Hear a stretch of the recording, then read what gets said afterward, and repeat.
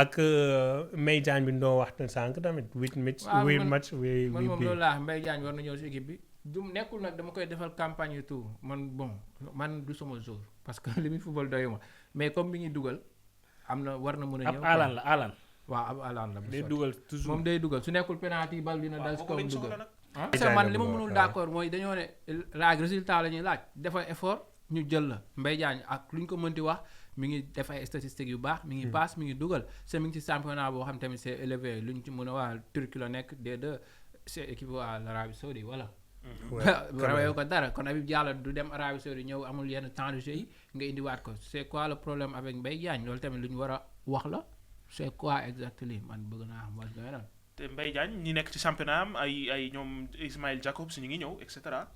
moom deuxième division la nekk nag. waaw mais ba tey saa. Kouyaté fa la dem fi Kouyaté fa la nekk non.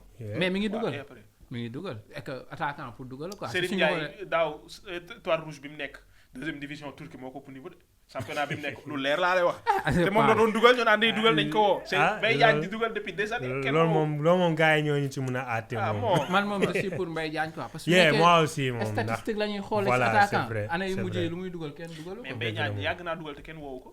c'est quoi le problème loolu lañ ko war a teg ci table bi parce que sénégalais la am na dafa war a jouer comme ñëpp man nag ak lu gars yi mën a wax dama ne Mbaye Diagne moom dañ ko war a woo.